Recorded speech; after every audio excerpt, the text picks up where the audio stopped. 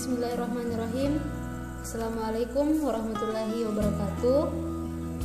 Puji dan syukur kita panjatkan kehadirat Allah Subhanahu wa Ta'ala, karena atas berkat limpahan rahmatnya lah sehingga kami masih diberikan kesehatan dan kesempatan, sehingga pada hari ini kami masih diberikan kesempatan untuk menjelaskan mengenai hakikat manusia dan eksistensinya. Langsung saja, selamat datang di presentasi kelompok kami. Pada pertemuan kali ini kami akan membahas mengenai hakikat manusia dan manusia pada eksistensinya. Adapun capaian yang harus dicapai yaitu mahasiswa mampu menyadari bahwa manusia adalah makhluk berpendidikan. Sumber yang kami angkat adalah dari buku Prof. Suparlan Soehartono dengan judul Filsafat Pendidikan.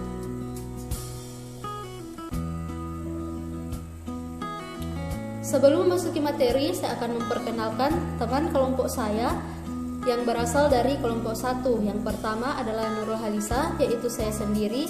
Yang kedua ada Hikmah Nurhaliza, yang ketiga Indah Disnawati, dan yang keempat adalah Dira.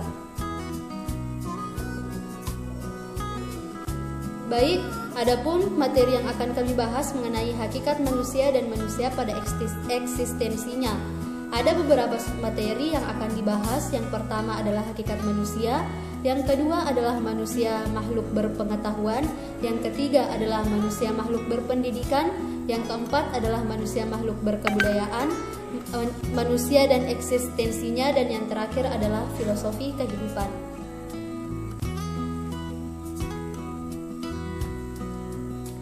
Langsung saja kita memasuki sub pertama, yaitu hakikat manusia. Hakikat manusia dan persoalan pendidikan.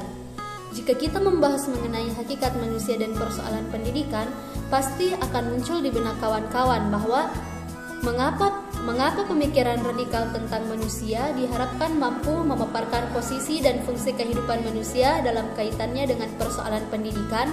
Nah, jawabannya yaitu karena persoalan pendidikan adalah masalah pembinaan segala potensi manusia ke arah pembentukan kepribadian diri yang lebih cerdas. Yang dimaksud dengan pembentukan kepribadian yang lebih cerdas di sini ialah manusia diharapkan memiliki potensi yang lebih cerdas, baik itu cerdas spiritual, cerdas intelektual, maupun cerdas moral atau perilaku.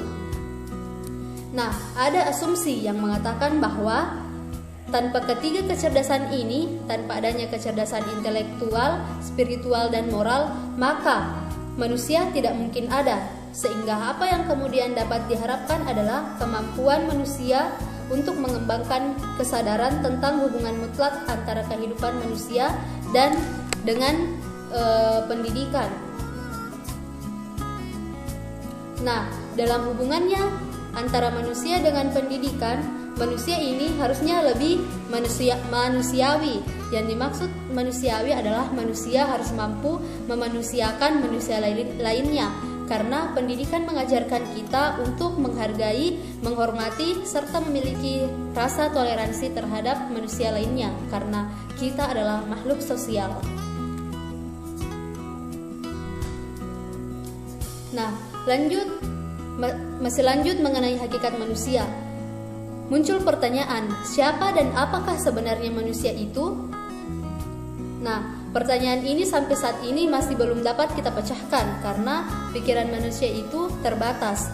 Namun, apabila kita hubungkan dengan konteks pendidikan, dapat kita simpulkan bahwa manusia adalah makhluk yang selalu mencoba memerankan diri sebagai objek dan subjek. Sebagai subjek, dia selalu berusaha mendidik dirinya untuk memperbaiki perilaku. Sepanjang eksistensinya, manusia senantiasa berusaha mendidik dirinya dengan mencari dan menemukan keselarasan antara pengetahuan dengan perilakunya.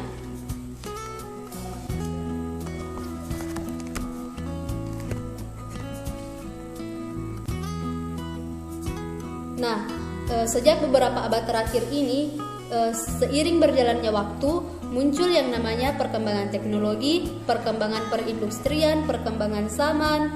Nah, disitulah manusia harus mampu menempatkan dirinya sebagai subjek agar senantiasa berusaha mendidik dirinya untuk mencari keselarasan dan pengetahuan yang baik.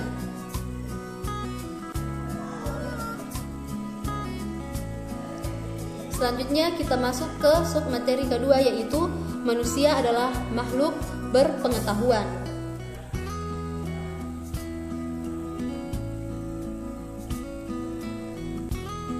Nah, berbeda dengan manusia lainnya. Berbeda dengan makhluk lainnya. Manusia ini dilahirkan dengan potensi atau kodrat. Jadi manusia itu lahir sudah ada memang kodrat yang telah ditentukan, yaitu cipta, rasa, dan karsa. Yang dimaksud dengan cipta adalah kemampuan spiritual yang secara khusus mempersoalkan tentang nilai kebenaran. Yang dimaksud dengan rasa adalah kemampuan spiritual yang secara khusus mempersoalkan tentang nilai keindahan. Sedangkan karsa adalah kemampuan spiritual yang secara khusus mempersoalkan nilai kebaikan. Nah, dengan adanya ketiga potensi ini, dengan adanya cipta, rasa, dan karsa, maka manusia akan terdorong untuk memiliki rasa keingintahuan dan bahkan mendapatkan nilai-nilai kebenaran, keindahan, dan kebaikan yang terkandung di dalam segala sesuatu yang telah ada di dunia ini. Baik, kita lanjut. Nah, karena tadi manusia dilahirkan dengan adanya cipta, rasa, dan karsa, dengan ketiga hal tersebut, dengan ketiga rangkaian tersebut akan membentuk satu ikatan sistem. Nah, ikatan sistem ini kemudian dijadikan sebagai landasan dasar untuk mendirikan filosofi hidup, untuk mendirikan pedoman hidup, dan untuk menentukan sikap dan perilaku hidup yang akan kita laksanakan ke depannya. Kita bahas satu persatu. Yang pertama adalah filsafat hidup. Nah, filsafat hidup mengandung pengetahuan yang bernilai universal, meliputi masalah-masalah tentang asal mula kehidupan, tujuan, dan eksistensi kehidupan. Ketiga hubungan tersebut antara asal mula, tujuan, dan eksistensi kehidupan memiliki hubungan kausalitas atau hubungan sebab akibat. Asal mula kehidupan sebagai sebab bagi tujuan kehidupan, sedangkan tujuan kehidupan menentukan jenis, bentuk, dan sifat perilaku hidup. Jika kita meyakini bahwa asal mula kita berasal dari Tuhan, maka kita juga harus meyakini bahwa tujuan hidup kita adalah kembali kepada Tuhan dengan catatan menjalankan eksistensi kehidupan yang bernilai ketuhanan. Selanjutnya mengenai pedoman hidup. Nah, pedoman hidup adalah pengetahuan umum yang khusus dijadikan suatu prinsip yang dianggap benar karena sesuai dengan hakikat asal mula dan berguna bagi pencapaian tujuan kehidupan. Hal ini berarti bahwa pedoman hidup merupakan suatu bentuk atau tujuan filsafat hidup. Pedoman hidup merupakan bentuk atau tujuan filsafat hidup yang memiliki fungsi sebagai titik tolak langsung perilaku sehari-hari. Nah, pada pedoman hidup inilah pendirian seseorang dapat diukur apakah dia konsisten atau tidak konsisten terhadap filsafat kehidupan tadi, mulai dari asal mulanya, tujuan, dan eksistensi kehidupannya. Lanjut, pedoman landasan selanjutnya yang dibentuk adalah sikap dan perilaku hidup. Yang dimaksud dengan sikap dan perilaku hidup adalah pengetahuan khusus konkret berupa setiap langkah kehidupan yang ditentukan sepenuhnya oleh pedoman hidup. Nah, pada titik ini, setiap langkah perbuatan seharusnya saling bersesuaian, baik secara koheren maupun secara koresponden. Nah, di samping itu, setiap langkah perbuatan juga harus menghasilkan suatu nilai kegunaan yang tidak bertentangan dengan hakikat tujuan akhir. Kita lanjut memasuki sub selanjutnya, yaitu manusia adalah makhluk berpendidikan. Manusia makhluk berpendidikan. Nah, di sini teman-teman mungkin sudah mengetahui bahwa sejak lahir itu kita sebagai manusia dilibatkan di dalam kegiatan pendidikan dan pembelajaran. Mulai dari kita dirawat, kita dijaga, kita dilatih dan dididik oleh orang tua, keluarga, dan masyarakat menuju tingkat kedewasaan dan kematangan, sampai kemudian terbentuk potensi kemandirian dalam mengelola kelangsungan kehidupan. Kita bisa ambil contoh bahwa ada 3 jenjang dalam pendidikan. Ada yang dinamakan Ada tiga pendidikan yang ditempuh oleh manusia. Yang pertama tadi pendidikan informal, pendidikan formal, dan pendidikan non formal. Nah, pendidikan informal ini kita dapat dari keluarga, mulai dari kita lahir, seperti tadi dirawat, dijaga, dilatih, dan dididik. Selanjutnya kita mendapat pendidikan formal dari sekolah dan mendapat pendidikan non formal dari luar sekolah atau dari masyarakat. Nah, pada pokoknya kita ketahui bahwa persoalan pendidikan adalah persoalan yang lingkupnya seluas persoalan kehidupan manusia itu sendiri. Dalam artian antara pendidikan dan kehidupan tidak dapat dipisahkan.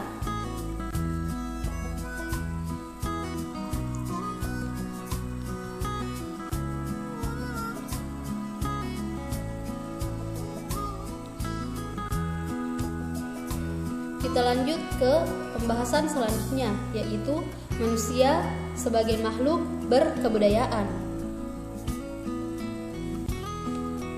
Manusia makhluk berkebudayaan. Sebelumnya kita harus mengetahui sebenarnya kenapa manusia itu disebut sebagai makhluk berkebudayaan.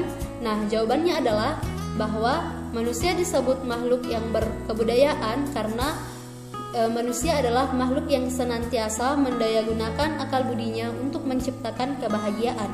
Karena yang membahagiakan hidup manusia itu hakikatnya adalah sesuatu yang baik, sesuatu yang benar, dan sesuatu yang adil.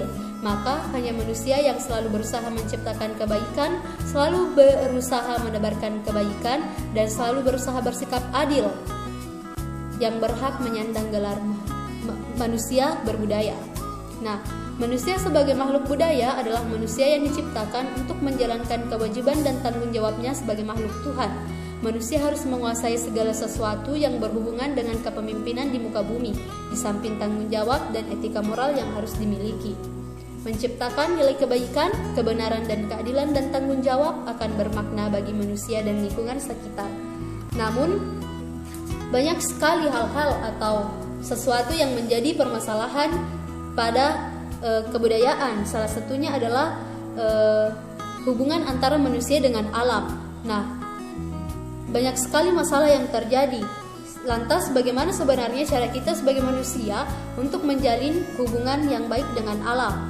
Nah, berdasarkan teori sebab akibat, kiranya bisa dengan mudah dapat ditemukan jawabannya bahwa manusia hanya bisa hidup dan mengembangkan kehidupannya karena alam dan sumber daya yang ada pada alam.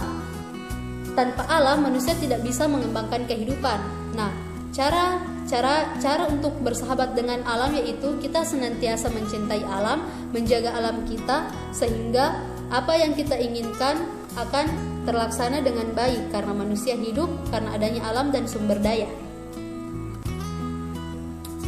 Pembahasan selanjutnya mengenai eksistensi pada manusia. Apa sebenarnya itu eksistensi? Nah, menurut Kierkegaard, eksistensi manusia berarti berani mengambil keputusan yang menentukan hidup. Jadi siapapun yang tidak berani mengambil keputusan, ia tidak hidup bereksistensi dalam arti yang sebenarnya. Nah, dalam kehidupan ini kita selalu diberikan pilihan-pilihan, pilih A, B, C, D. Nah, kita sebagai manusia karena kita mempunyai eksistensi, maka kita harus mampu, kita harus berani mengambil keputusan untuk menentukan jalan hidup kita ke depannya. Sedangkan menurut Zainal Abidin, eksistensi tidak bersifat kaku dan terhenti, melainkan lentur dan mengalami perkembangan atau sebaliknya kemunduran, tergantung pada kemampuan individu dalam mengaktualisasikan potensi-potensinya. Oleh sebab itu, arti eksistensi analog dengan kata kerja, bukan kata benda. Nah, sehubungan dengan yang dikatakan Kierkegaard tadi, berhubungan pula dengan yang dikatakan oleh Zainal Abidin bahwa eksistensi itu kata kerja, bukan kata benda. Nah, pengambilan keputusan itu adalah sebuah pekerjaan. Jadi, dalam bereksistensi kita harus bisa menentukan kemana arah kehidupan kita selanjutnya. Kesimpulannya adalah eksistensi adalah milik kita pribadi, tidak ada dua individu yang identik. Oleh sebab itu, eksistensi milik pribadi yang keberadaannya tidak bisa disamakan dengan satu yang lain. Walaupun sekalipun orang tersebut kembar identik, pasti eksistensi mereka berbeda. Lanjut ke sub pembahasan manusia dan eksistensinya. Sudah tadi kita bahas. Nah, apa itu eksistensi? Kata eksistensi berasal dari bahasa Latin yaitu exter, yang artinya apa yang ada, apa yang memiliki aktualitas, apa yang dialami. Konsep ini menekankan bahwa apa yang ada itu dialami atau apa yang dialami itu ada. Dalam konsep eksistensi, satu-satunya faktor yang membedakan setiap hal yang ada dan tidak ada adalah fakta. Setiap hal yang ada itu mempunyai eksistensi atau ia adalah suatu eksisten. Jadi segala sesuatu yang ada di muka bumi yang dilihat secara nyata atau secara fakta itu adalah sebuah eksistensi.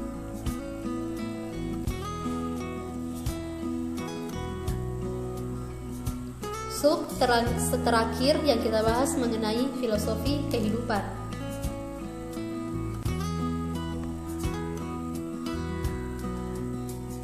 Nah, filosofi kehidupan.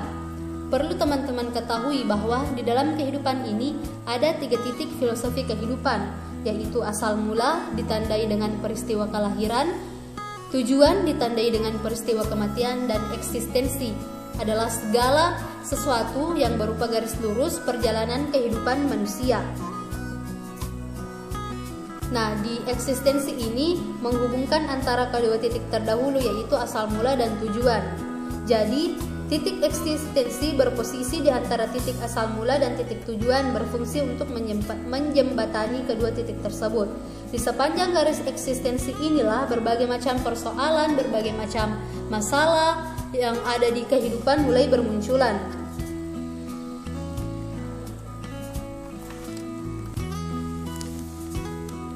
Nah, jika titik asal mula tersebut adalah A, maka tujuan yang harus dicapai harus A pula. Sebagai konsekuensinya, titik eksistensi tidak bisa dikecualikan harus berkategori A. Dalam artian, jika manusia percaya bahwa kehidupan asal mula berasal dari Tuhan, maka kita juga harus percaya bahwa tujuan kehidupan adalah kembali kepada Tuhan. Nah, sebagai eksistensinya atau sebagai konsekuensinya, maka seluruh perilaku kehidupan yang ada di dunia mutlak harus bernilai ketuhanan.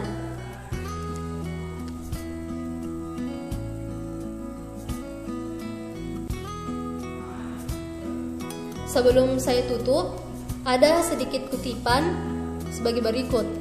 Hidup adalah sebuah proses. Hidup adalah belajar. Tanpa ada batas umur, tanpa ada kata tua. Jatuh, berdiri lagi, kalah, mencoba lagi, gagal, bangkit lagi. Never give up, sampai Tuhan berkata, waktunya pulang.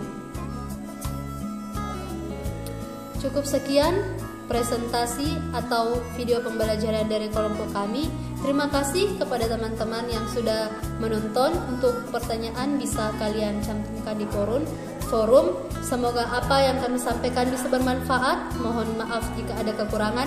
Tetap jaga kesehatan, tetap